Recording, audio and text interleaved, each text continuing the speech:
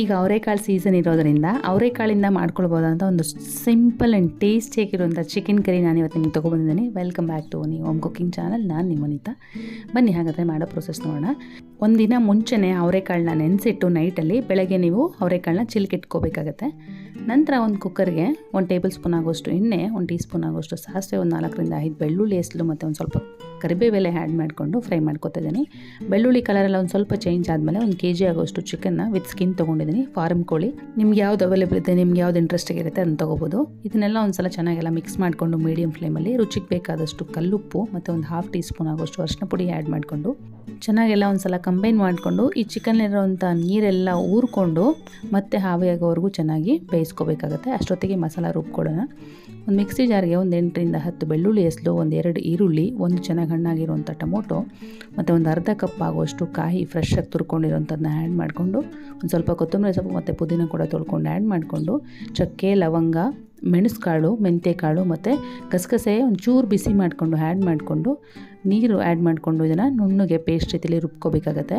ನಂತರ ಖಾರಕ್ಕೆ 1 tea spoon ಆಗೋಷ್ಟು ಖಾರದ ಪುಡಿ ಮತ್ತು 1.5 ಟೀ ಸ್ಪೂನ್ ಆಗೋಷ್ಟು ಧನಿಯಾ ಪೌಡರ್ ಆ್ಯಡ್ ಮಾಡಿಕೊಂಡು ಜಸ್ಟ್ ಒಂದು 10 ಸೆಕೆಂಡ್ ಪಲ್ಸ್ ಮಾಡಿಕೊಂಡ್ರೆ ಸಾಕಾಗುತ್ತೆ. ನೋಡಿ, ನೀರೆಲ್ಲ ಹಾವಿಯಾಗಿ ಎಣ್ಣೆ ಬಿಟ್ಕೊಂಡಿದೆ.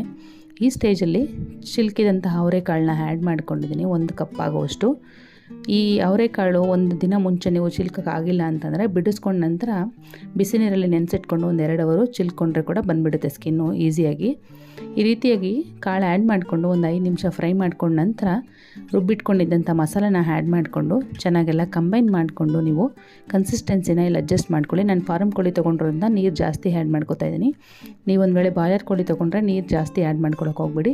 ಜೊತೆಗೆ ಕುಕ್ಕರಲ್ಲಿ ಮಾಡ್ಕೊಳ್ಳೋದಕ್ಕಿಂತ ಪಾತ್ರೆಯಲ್ಲಿ ಮಾಡ್ಕೊಳ್ಳಿ. ಬಾಯ್ಲರ್ ಕೋಳಿಯಲ್ಲಿದ್ದರೆ, ಫಾರ್ಮ್ ಕೋಳಿ ಇದ್ದರೆ ಖಂಡಿತವಾಗ್ಲೂ ಕುಕ್ಕರಲ್ಲಿ ಮಾಡ್ಕೊಳ್ಳಿ. ಈ ರೀತಿ ಕನ್ಸಿಸ್ಟೆನ್ಸಿ ಎಲ್ಲ ಅಡ್ಜಸ್ಟ್ ಮಾಡಿಕೊಂಡು ಮುಚ್ಚಳ ಮುಚ್ಚಿ ಒಂದು 3 ರಿಂದ 4 ವಿಸಿಲ್ ಕೂಗಿಸ್ಕೊತಾ ಇದ್ದೀನಿ. ಬಾಯ್ಲರ್ ಚಿಕನ್ ಅಂತಂದರೆ ಮುಚ್ಚಳ ಮುಚ್ಚದೇ ಒಂದು 10 ನಿಮಿಷ ಬೇಯಿಸ್ಕೊಂಡ್ರೆ ಸಾಕಾಗುತ್ತೆ. ನಂತರ ಫ್ಲೇಮ್ನ ಆಫ್ ಮಾಡಿಕೊಂಡು ನ್ಯಾಚುರಲಾಗೆಲ್ಲ ಪ್ರೆಷರ್ ರಿಲೀಸ್ ಆದಮೇಲೆ ಓಪನ್ ಮಾಡಿ ತೋರಿಸಿದ್ದೆ. ನೋಡಿ ಎಷ್ಟು ಚೆನ್ನಾಗಿ ಬೆಂದಿದೆ. ಅವರೆಕಾಳು ಕೂಡ ಚೆನ್ನಾಗಿ ಬೆಂದಿದೆ. ಅವರೆಕಾಳಿಗೇನು ಜಾಸ್ತಿ ಟೈಮ್ ಬೇಡ, ಬಟ್ ಆ ಅವರೆಕಾಳು ಫ್ಲೇವರಲ್ಲಿ ಬೆಂದರೆ ಚಿಕನ್ ತುಂಬಾ ಟೇಸ್ಟಿಯಾಗಿರುತ್ತೆ. ಸೊ ಈ ಚಿಕನ್ ಕರಿ ಟೇಸ್ಟಿಯಾಗಿ ರೆಡಿಯಾಗಿದೆ. ಇದನ್ನು ಬಿಸಿ ಬಿಸಿ ಮುದ್ದೆ ಅಥವಾ ರೈಸ್ ಜೊತೆ ಸರ್ವ್ ಮಾಡಿಕೊಂಡ್ರೆ ಭರ್ಜರಿಯಾಗಿರುತ್ತೆ. ಖಂಡಿತವಾಗ್ಲೂ ಈ ರೆಸಿಪಿನ ಟ್ರೈ ಮಾಡಿ ತಿಳಿಸಿ ಕಮೆಂಟ್ ಮೂಲಕ ನಿಮಗೆ ಹೇಗೆ ಬಂತು ಅಂತ. ಇನ್ನಷ್ಟು ಈಸಿ ಆ್ಯಂಡ್ ಇಂಟ್ರೆಸ್ಟಿಂಗ್ ರೆಸಿಪೀಸ್ಗೋಸ್ಕರ ನನ್ನ ಚಾನಲ್ ಸಬ್ಸ್ಕ್ರೈಬ್ ಮಾಡ್ಕೊಳ್ಳೋದು ಮರ್ತೋಗ್ಬಿಡಿ. Thank you.